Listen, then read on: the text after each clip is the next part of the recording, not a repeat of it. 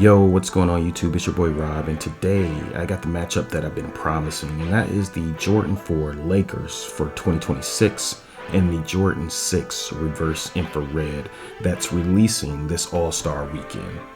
But before I jump into this, if you haven't already, like, comment, and subscribe to the channel. I'm on the road to 1,000 subscribers, and I really do appreciate each and every one of you. I often give shoutouts, and this week's shoutout goes to Mr. DB Cooper 77. Thanks for supporting the channel, bro. It's greatly appreciated, and I definitely enjoy your comments.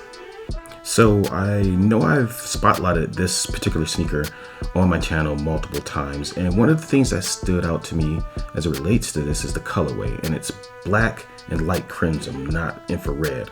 And when you get this shoe in hand, you could tell that the red is a little bit different from the previous infrareds that we had. And I like the materials on this joint. The nubuck on it is pretty decent and stuff. The infrared hits on it just stand out. Like the Nike Air, I really do fool with that being red. It just pops in a lot of ways. The suede or nubuck on this, it's a Durabuck, I think, on this particular sneaker. It doesn't, it's standard. One of the things that's missing on this, if you notice, is the 3M hits aren't on here. I like the salesman sample, the story behind it.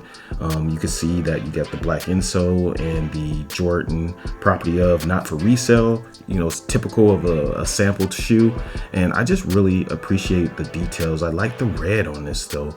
This is pretty dope in comparison to those 2014s. Those 2014s were atrocious, but overall, the Durabuck is decent. The red is decent on the shoe. I like the icy outsole.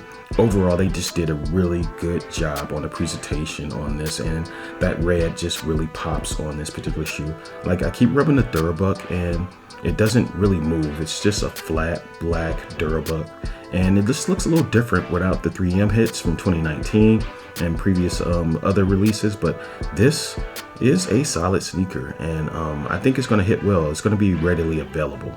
So these are dropping this weekend as well, but it's going to get a larger release in March the 7th of 2026, and these in hand are super dope. I already did a previous review of these, and when I say these go hard, these go really, really hard. So looking at these joints in hand, you could tell that they put a lot of detail into this particular sneaker. I really like the Nike Air on this joint. I know it's not an OG colorway, but I'm not mad at it. And then the suede all over the upper is pretty dope. I like the black and white accents. That Nike Air just goes so hard.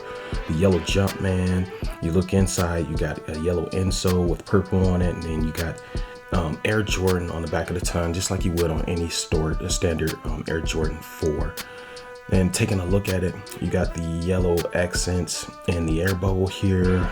I just really like the details that they put into this particular sneaker. It just went super hard. The one thing that really, really stood out for me was this right here. And this is some dope suede. You see how this joint moves, and it is really nice, premium feeling suede in my personal opinion. Like, it just moves. Like, look how, like, I'm literally leaving my fingerprints in this just by touching the suede. It is pretty dope what they did with this, and I did a matchup of this against the Brick by Bricks, and it really does feel like it's that same grain of suede that you had on the Brick by Bricks. It's a solid sneaker all the way around. I really fool with this, and I can't stop playing with the suede on this joint. This is nuts, right? Like, look at this joint. Like, the suede on this joint is dope, and I have a thing for like suede sneakers, and this just hit the mark all over when it comes to a suede Air Jordan 4. If they keep bringing these joints out like this, like, I'm not mad that they're releasing so many 4s. Like, this goes pretty hard. I like the shape, I like the suede. It's just a dope sneaker as a whole. All right, so let's tally up the points here. The Laker 4 strikes first in concept. That purple and gold identity instantly ties it to championship DNA, and it's one of the most recognizable color stories in basketball history. That connection alone gives it a lot of weight in my personal opinion. When it comes to the reverse infrareds, design is really dope on the particular sneaker. The silhouette has aggressive lines, you know, visible air, and that flipped classic color blocking kind of feel refined and purposeful. So the point for design goes to the reverse infrared. Now you got cultural impact. Anything touching that LA legacy carries influence beyond sneakers, and it lives in sports, fashion, and street culture, so I give the point to cultural impact to the Lakers. Now, for wearability, it's hard to beat. Clean, versatile, easy to throw on daily. So when it comes down to this, that has to go to the Air Jordan 6. Now, some of you might disagree with me on this one, but when it comes to hype, the hype for the Air Jordan 4 Lakers was through the roof. The moment these pairs leaked, my timelines like exploded.